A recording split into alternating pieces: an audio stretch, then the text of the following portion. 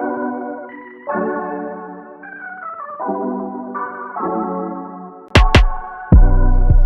everyone, welcome to another episode of Creative Belief. This podcast is a curated collection of conversations with creatives who believe that creativity can change the world.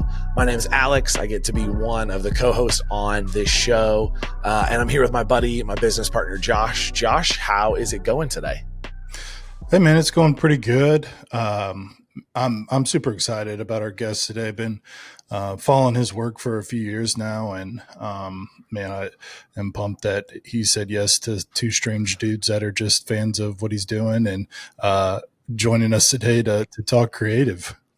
For sure. Yeah, we are super pumped. We have the one, the only, the indie legend himself, Ross Schafer, with us on the show. Ross is an art director, an illustrator, and a type designer, and he is the creator behind the Pacers Victory Jersey Project, where he designs a brand new Pacers jersey after every Pacers win. I'm repping one of the jerseys from last season tonight. Ross, dude, welcome to the show. Thanks for being here with us. I mean, we love that we can wear your work. My son and I got jerseys for Christmas and have worn them to a couple games. And so we're super pumped to have you here, man. Well, that's super cool. Yeah, it's, this Jersey project is just something I kind of just started on a whim after seeing Phil Rogers' Boston version of the project that he had started. Yep. And, it's a fun way to kind of just keep my, brainstorming creativity, going throughout the year. And it's it's kind of blossomed into something I didn't expect. So, it's pretty cool. And it's awesome seeing stuff actually produced and, seeing it stitched, and I don't know, it's pretty neat. So. Yeah, there is something special about that whole process of like your work going from digital to print, or whatever that material is. Seeing it in hand is pretty neat. I did ask Alex to not wear a shirt at all under his jersey, but apparently he opted for the hoodie still. I wanted him to flex on us, but apparently not. If you're watching this on Instagram or YouTube, no one needs to see that.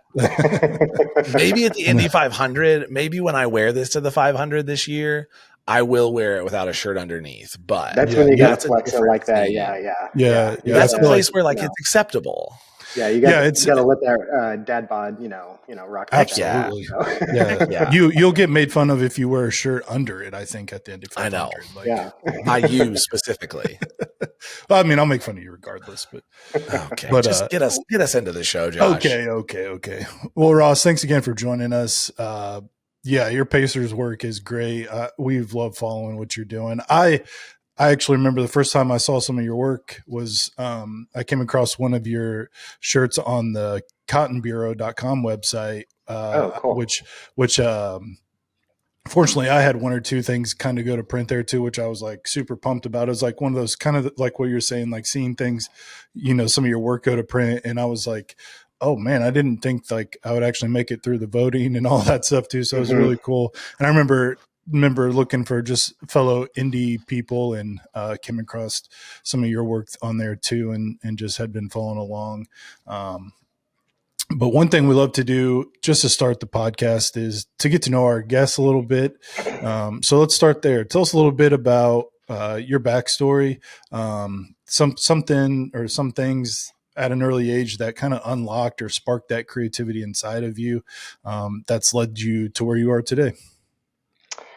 Well, yeah, I've definitely been around design most of my life.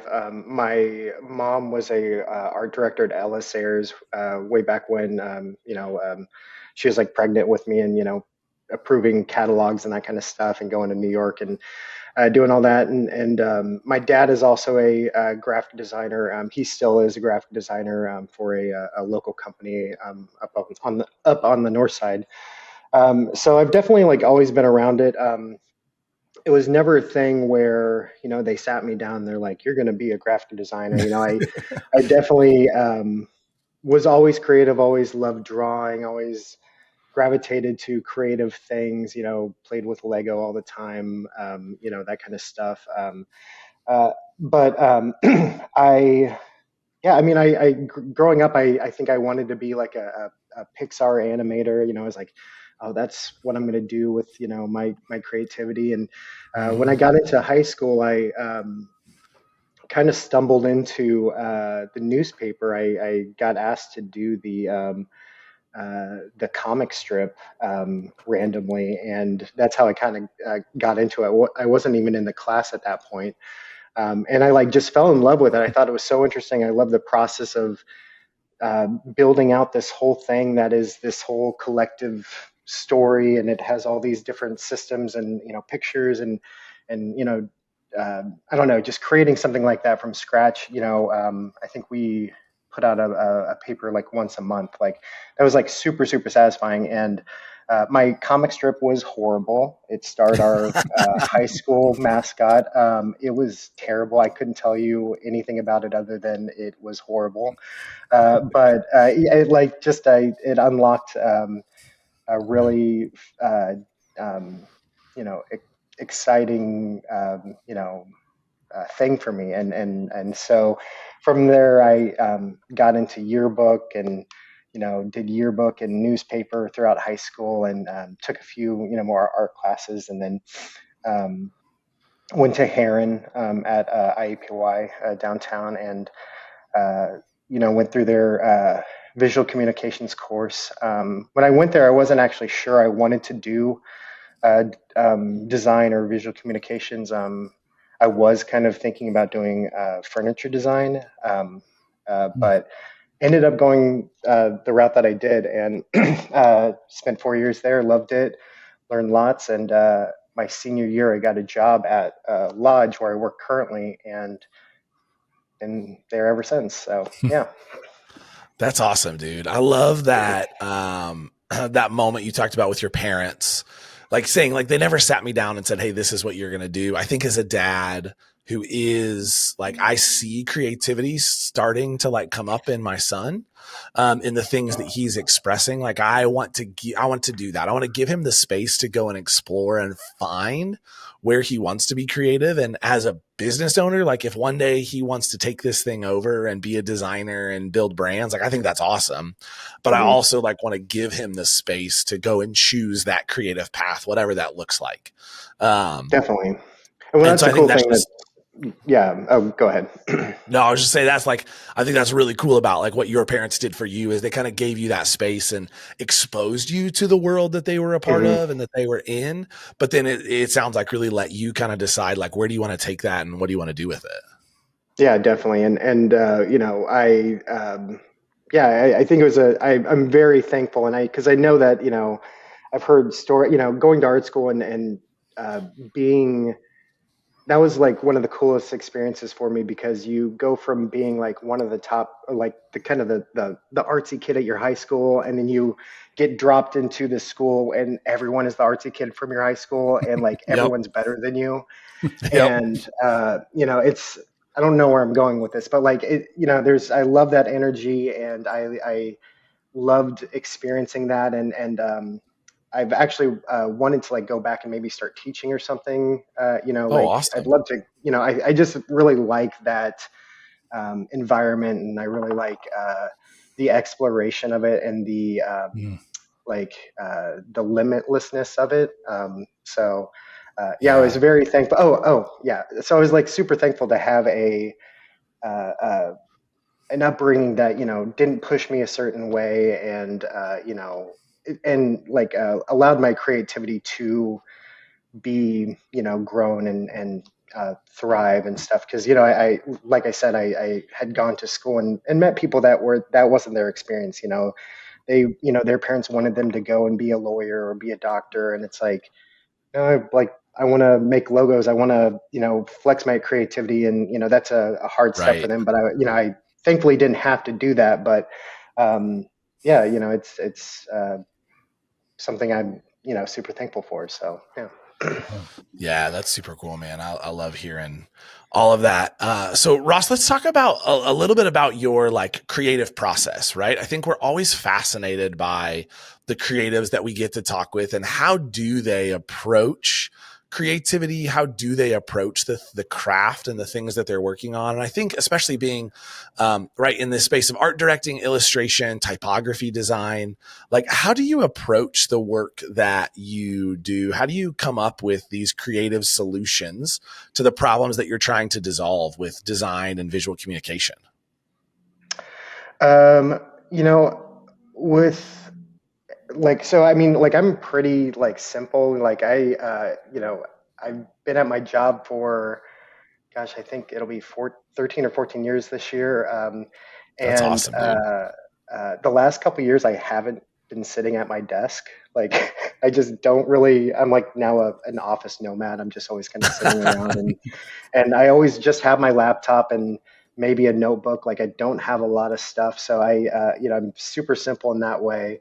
Um, but as far as like every how I start every project, like I just want to do something that makes me excited or um, allows me to learn something or Mm. um, I don't know. It's just like I'm jumping ahead a little bit because I saw that one of the questions was like, what's a piece of advice that you think, Yeah, go for it, is dude. whatever. But I've always kind of like not liked looking at style guides. Mm. When I get a project, I don't really look at the style guide because generally it's going to say the same thing across any style guide. It's really just treating the stuff with respect.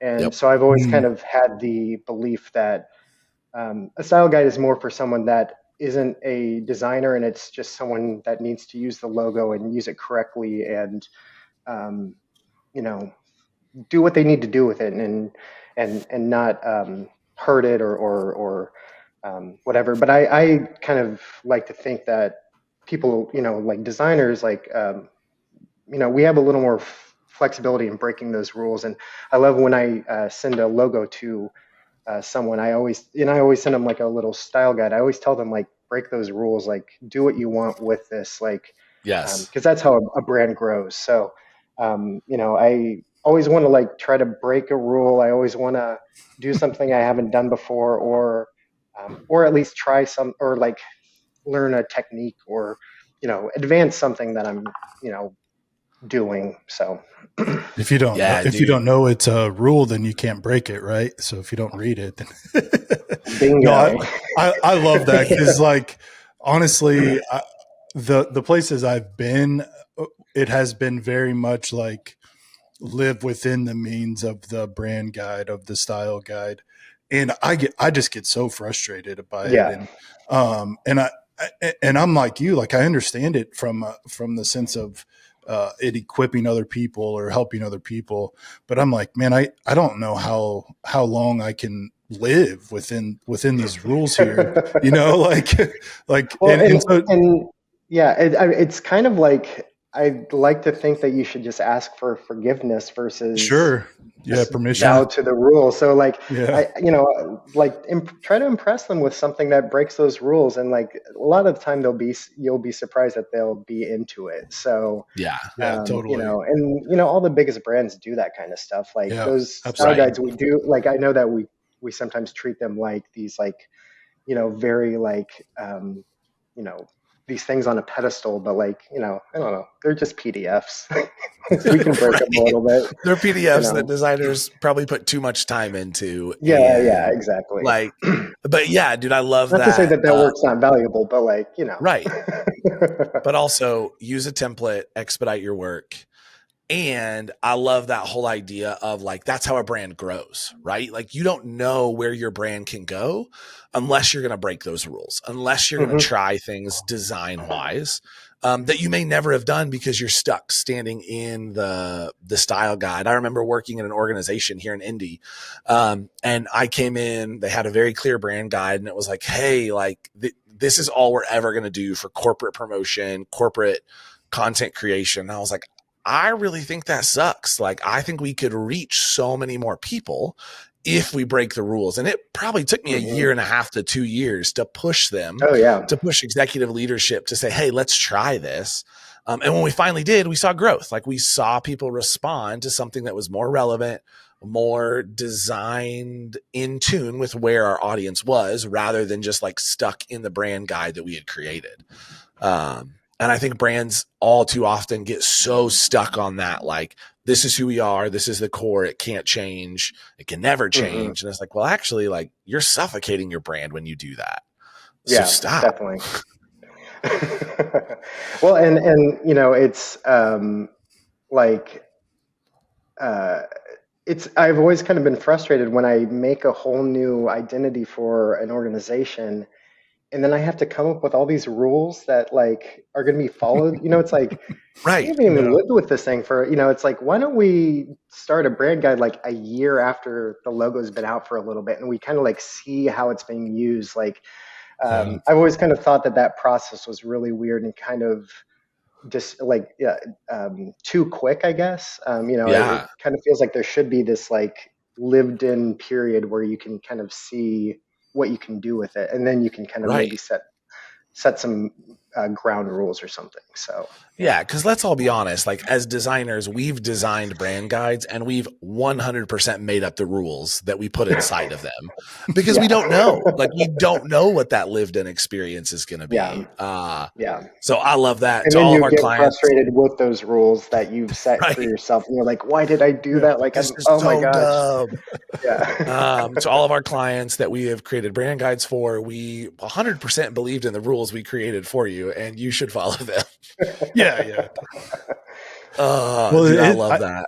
and all in all, like it's just so what you're saying is so good because like it's just this state of like evolution and evolving, right? Like when we're working with people and our clients are working with people, like that stuff is just constantly changing, right? Like perspectives are growing, values are changing, the target, the missions are changing, and so like when you get like into the nitty gritty of like building out all of these rules or these templates or whatever it might be, it's like I think I see it from a sense of like oftentimes the client just kind of wants to write a check and be like, okay, we're done. Like thank you for delivering everything.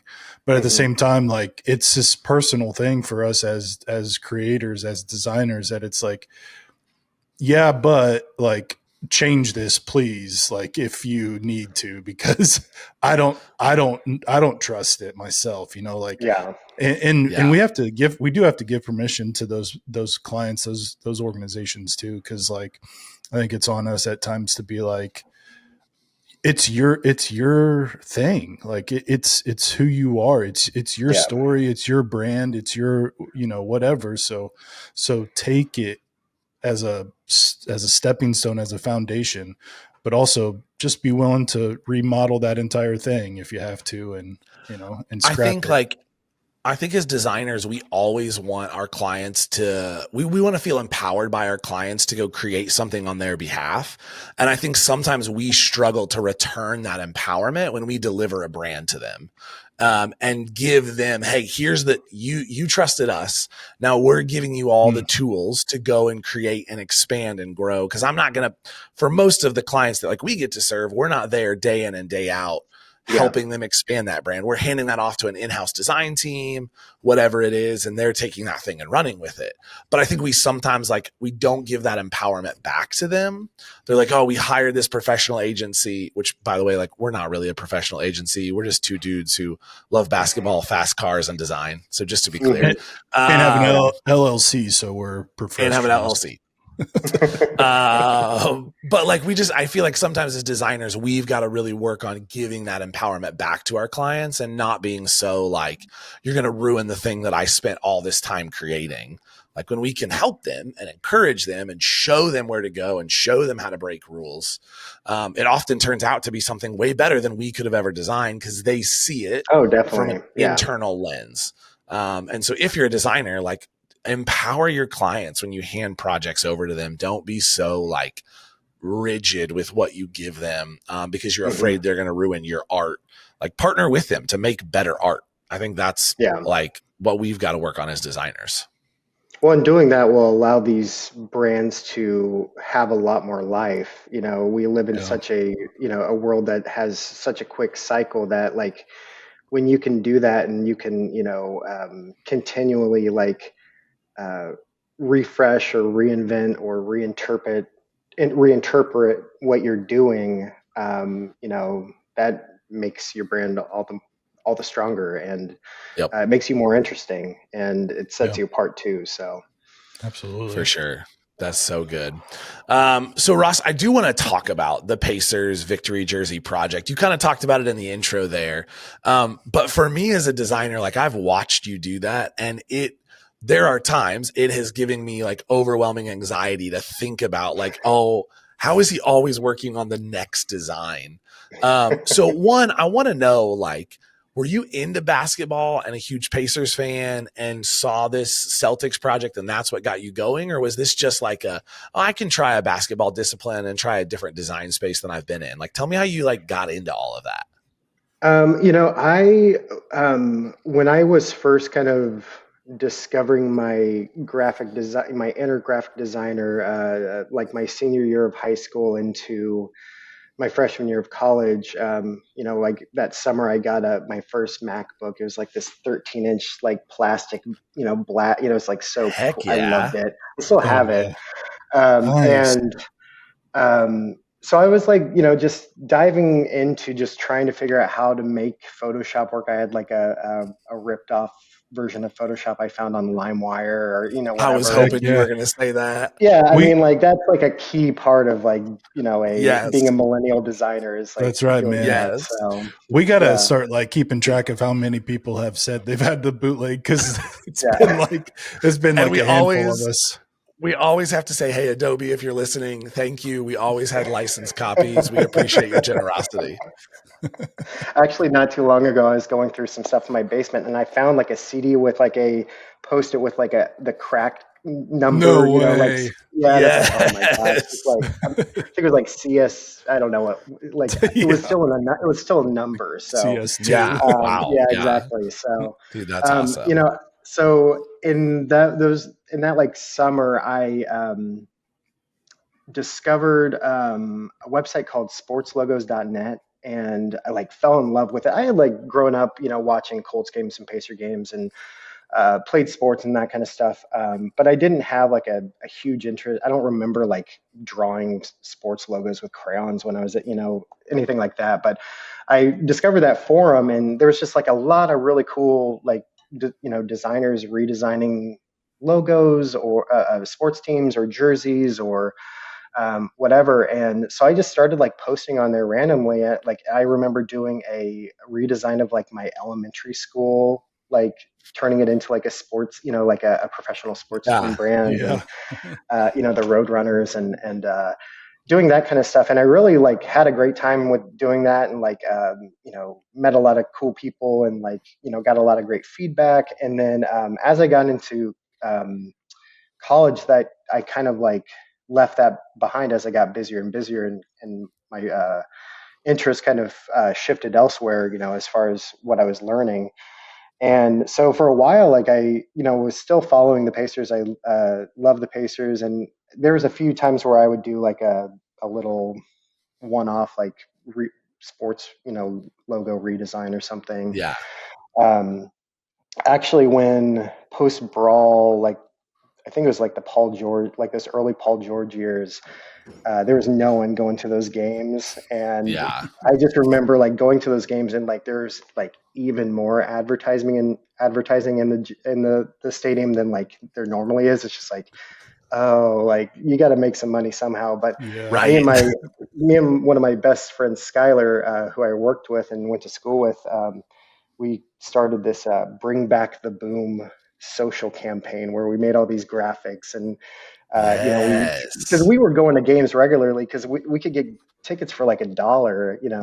and we were sitting up in the nosebleeds and like loving it, and it was an empty, stadium, Yep. watching Roy Hibbert and Paul George and David West and that kind of stuff. So, What a time. so yeah, and so like I've kind of always been, every once in a while I'll kind of revisit the sports world, and then yeah, I just I saw one day on Twitter Phil Rogers doing that for the Celtics, and thought it was like a really cool, interesting project, and there was a few other designers also starting up some other teams, and so I was like, well, it's like I got nothing else going on, so like let's try it out, and it ended up getting like surprisingly big. I got a lot of great feedback, and seemed like there's like people from all over the world seeing them, and that was pretty neat. So yeah, I mean that's kind of how I stumbled back into it, and now I'm on to year two, and I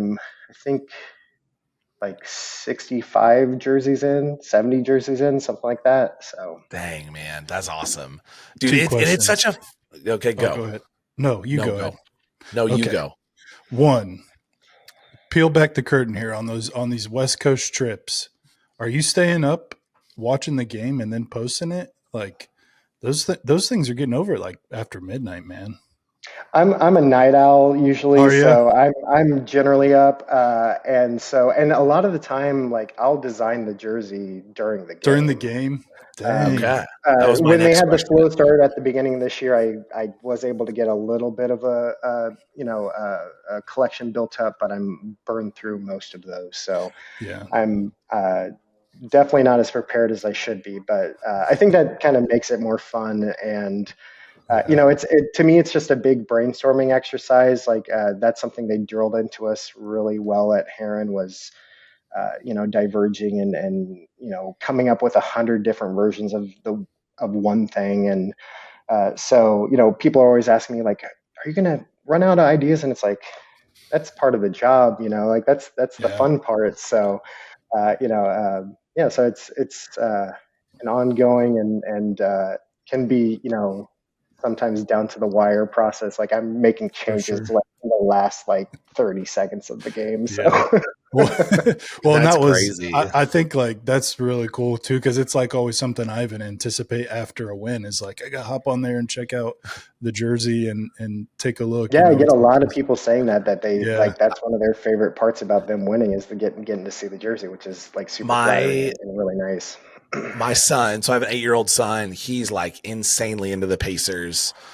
Like to tell you how insane, we will sit at the dinner table and he will do Pacers math, where he will say, okay, if you combine TJ McConnell and Andrew Nimhard's jersey number, who do you get? And I don't even know if that's a good one, but like he knows that. And so every morning after a game, because he'll usually go to bed before they're over, he'll wake up and be like, all right, did the Pacers win? I'm like, yes. He's like, all right, where's the jersey? Let's see it, because he loves getting to see the stuff you're creating. And I think That's it's super like, awesome. I think to like what has become a passion project for you has kind of turned into this thing that like has helped people connect with design in a way they probably like never expected, right? Like I think a lot of people are like, oh, a jersey's dope, but you don't realize how much design goes into these jerseys. Most people are just like, oh man, that's a cool jersey the team has or whatever. And I think it's been really cool to see like you put design back at the forefront of that project and that conversation for people who are like, don't really think about that, but they're seeing someone design a brand new jersey every win and they're like, oh dang, like there's a ton that goes into this. And I Mhm. think that's super awesome. Yeah, thank you. Yeah, it's fun, yeah, giving people a glimpse into that world, and I'm by no means a professional NBA jersey designer. There's a lot more work that goes into that I'm not doing, and a lot of the times my jerseys probably could not be actually produced in the real world, but that's part of the fun of it, and yeah, it's Right. more just like it's a what if. But yeah, it's cool. Just hearing people's feedback or just people connecting with design in that way, which was definitely unexpected, but I'm super grateful for. yeah, and I think it even kind of speaks to like what we were talking about earlier with like breaking brand rules a little bit because like it's giving you this opportunity. Like even the jersey that Alex is wearing, the like the reflection of kind of IMS and racing and motorsports, and obviously that's kind of what the Pacers is built around a little bit. But then within their own their own brand, they have I'm sure pretty strict rules of colors and things. And like, they're likely not going to create a jersey that looks like that. But I think what's so neat is like, you're able to like utilize a lot of those important aspects of the Pacers brand, but also bring in other pieces from the indie area, or the, highlight different things in the community, and still done around that kind of that same goal. And I think that's a huge part of like what kind of even what we were saying earlier around like rules and stuff, is like, take what we create, but also continue to develop it, continue to evolve. Don't be afraid to go outside of any of that. Granted, as a non-employee of the Indiana Pacers, you have great, creative reign and freedom to do whatever you'd like there. Do whatever I want. Yeah, I do what I want. but at the same time, it's a really great lesson to kind of learn and pull from for us as creatives too, of like understanding there are possibly some limits or some rules within it, but how do we continue to evolve, to develop, to create, to recreate, and grow our brands and our, the for our clients and such that we're working for. Something that it's not on every single jersey because sometimes there's going to be a weird one. Like I got a Star Trek jersey coming out soon. But like I generally always want, like, my goal is like, does it feel like it's a Pacer jersey? Like Yeah. Yeah.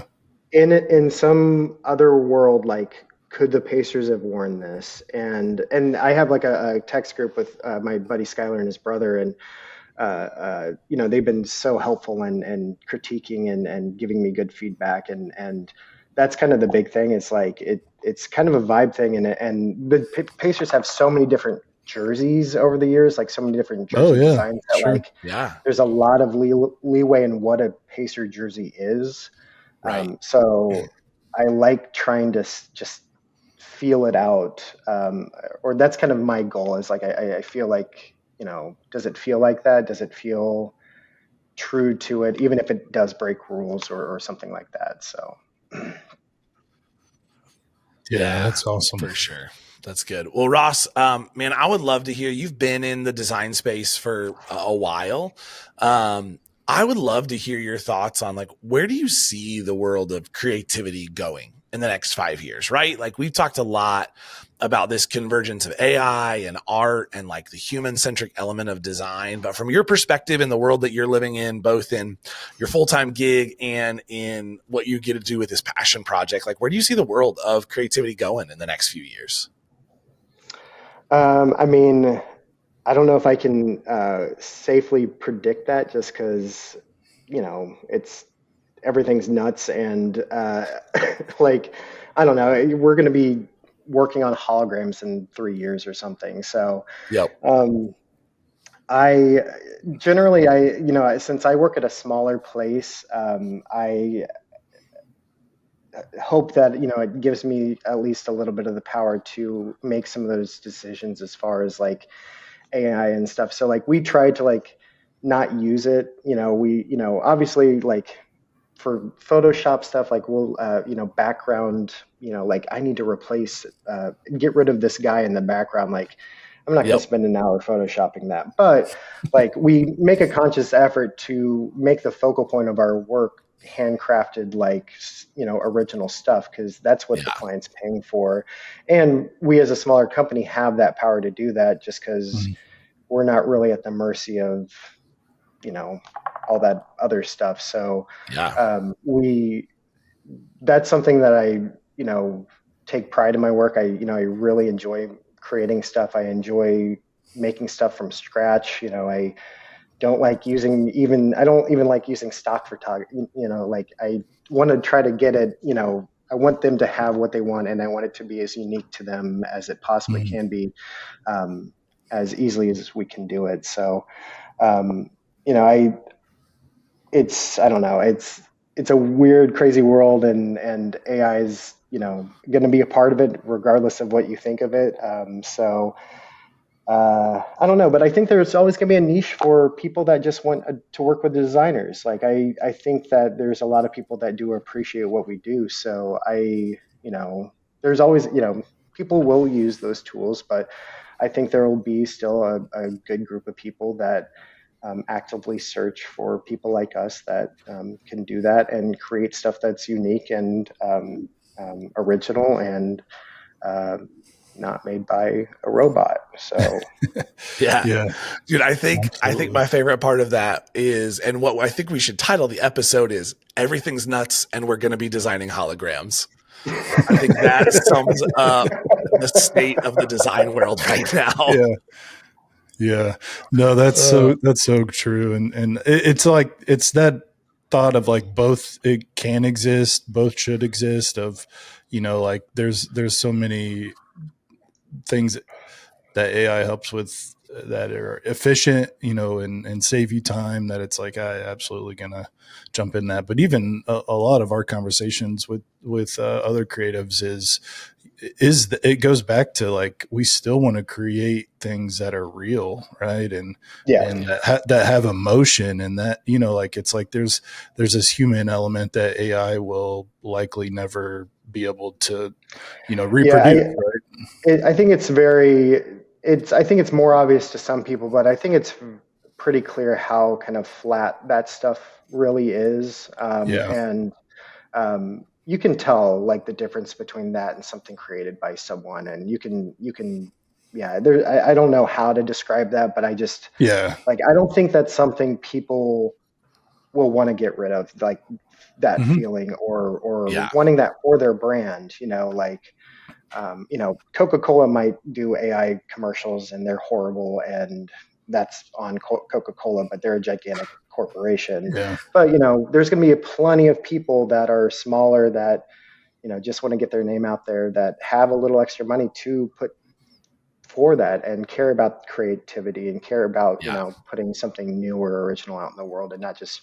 regurgitating something else. So, Yeah, yep. absolutely. Ross, this has been great, man. I've really enjoyed the things that you've shared with us. I've enjoyed hearing your process too behind the Pacers jersey project as well. But for you, what's on the horizon for you personally and professionally over this next year? Or is there um, something specific you'd love to share that you're excited about, or what's 2025 looking like for you?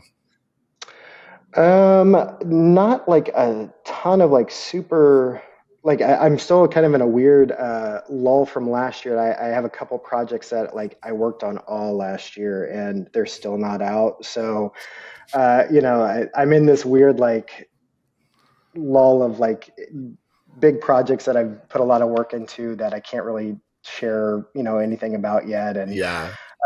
so I have that, but things that I really look forward to every year. We have our bigger picture show coming up in the end of March, and that's something my work lodge puts on every year. This will be the 15th year for it, but have you guys ever been to it? Never been No, I to it, but haven't. I've I've heard of it, but followed. I've not been. Yeah. Well, if for anyone that doesn't know, we invite. I think this year it's like over 100 local indie artists to reimagine a movie poster, and then we get those printed and framed and auction them off in a big, night celebration, and all that the money goes to the Indie Film Fest. And so it's like something we really love doing, and it's something I love putting a lot of my. It's always like one of my favorite projects every year, just because it's one of those projects where you can really just kind of do what you want, and it's for us, and it's also for the festival. So it's really just about bringing a lot of fun energy and doing something weird and memorable. So every year we will create like a new theme for the designers to kind of like have a groundwork for what to use or create their posters for. But yeah, that's coming up soon. And oh, another thing, it's smaller, but going back to my woodworking career path, I Okay. recently started whittling. So I Oh, am on nice. a creative journey and cutting up my hands and bleeding a lot, but having a lot of fun with it. So I have a lot of like weird gnome like wood sculpture men thing down in my basement and a ton of wood everywhere. But I'm having a lot of fun learning how to woodwork, Nice. and That's That's awesome. awesome, dude. so yeah, so trying to That's get so off the pumped. computer a little bit and do some weird stuff like that. So Yeah, man, that's Nice, man. awesome. And I think we got to say, right? Like we're going for a Pacers, right? Championship title jersey at the end of the season, right? We're just going to go ahead and say that out loud and oh be yeah, ready for yeah. it. Well, as long as like I winning a championship would be great, but if we could like just go and beat the Knicks again in the playoffs and just Oh, hear heck yeah. all of them cry again, like that'd be pretty cool too. So Bro, That we was were great. we were in New That York. was a We were great in New year. York recently, and I've got a shirt with Reggie doing the choke, and I have never felt more empowered to be in a city and wear that shirt than when I was in New York City with that shirt on. yeah, you It got to was rep that. incredible. Yeah. I loved it. Well, Ross, dude, thank you so much. This has been so Thanks, fun. man. I've learned a ton. And I think people are going to really love this conversation. I appreciate you taking time to share with us. And we really want to thank all of you for joining us on this episode of Creative Belief. We really hope that this podcast has reminded you that you were made to create incredible things that can make the world a better place. So go create something amazing today. Ross, thanks for joining us, and we'll see all of you on the next episode.